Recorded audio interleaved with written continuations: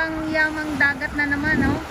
Dahil dito sa nakikita natin ng mga ibon na to, nakakaaliw sila tingnan.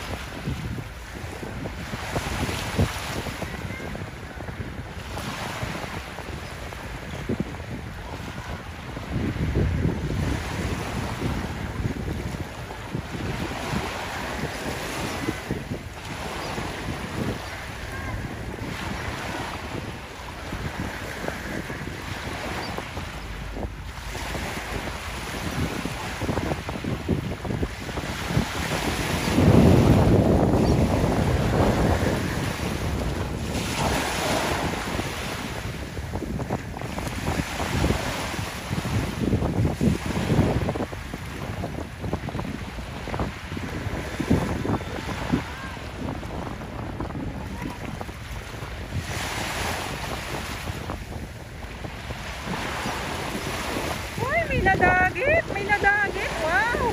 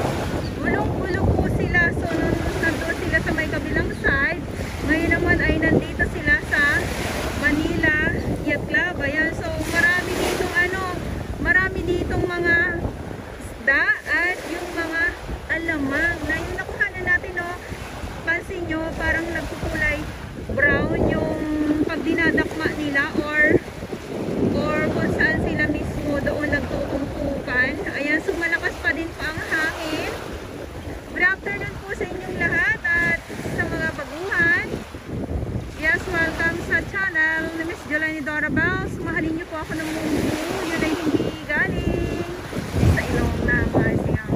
Garasubuan at Manila Yacht Club, syempre hapon na po, lampas alas 2 ng hapon na.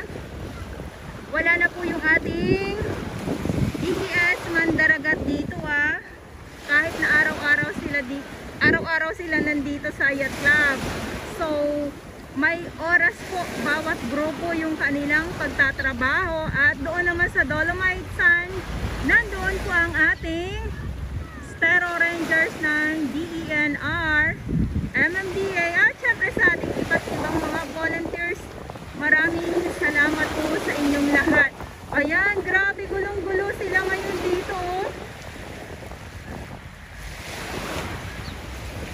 Kaya pag mawala yung bagyo or habagat, no, so ang papalit sa mga basura ay mga iba't ibang mga lamang dagat na naman ang ating masusulyapan dito sa mga susunod na linggo.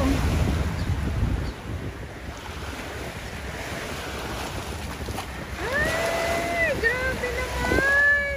Nakatutok na naman ako sa kanila dahil ay talaga naman.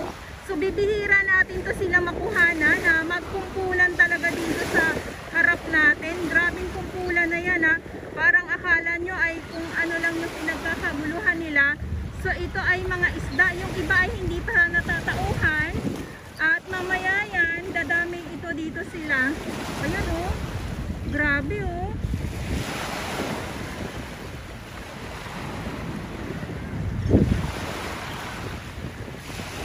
Ayan, so dito na naman tayo. So yung iba pahinga.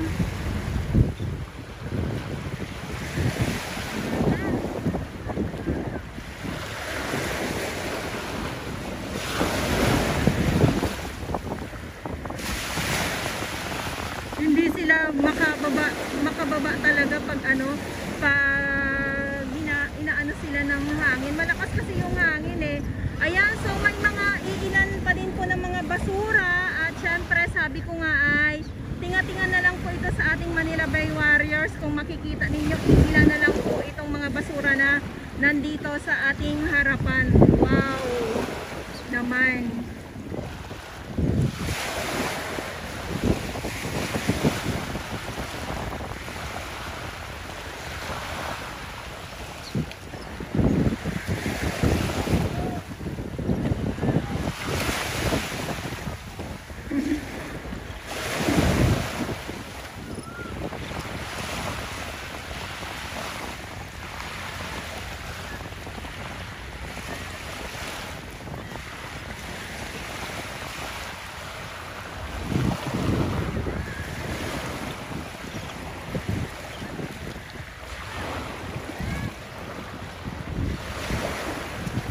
Ayan, so iikot ko lang po para makita nyo naman. Siyempre yung ating mga security guard, nandito pa din po. At ang ating mga kapulisan, so bantay sarado pa din po ang ating Manila Bay. Ayan, dahil ay papalow tide. Wow, mayroon na naman tayong masusulyapan doon sa Dolomite Sand dahil nga po ay low tide. Ayan, so yun. Ito yung update natin dito sa Manila Yacht Club. Ulitin ko lang po. Good afternoon po sa inyong lahat. At sa mga baguhan, yes, welcome sa channel ni Miss Jolene Dorabas. Mahalin niyo po ako ng buong buo. Yun ay hindi galing sa ilong ng Marcial. There's a one.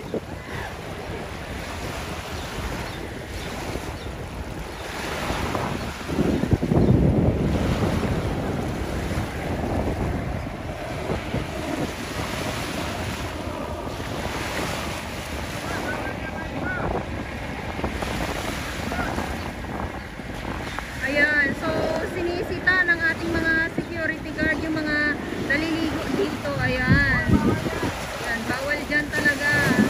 Bawal naman po talaga. Kaya lang syempre hindi maiwasan sa ating mga bagets na magtampisaw.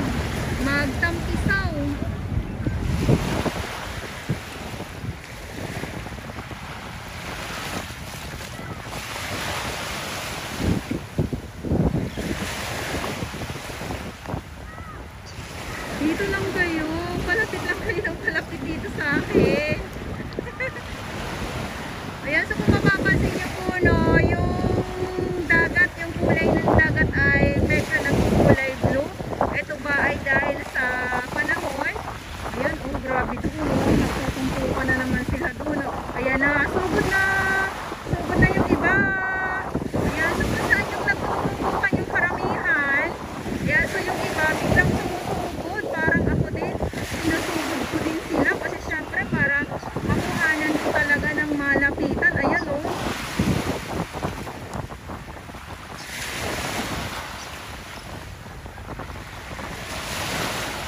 Ayan, so dito ang dami.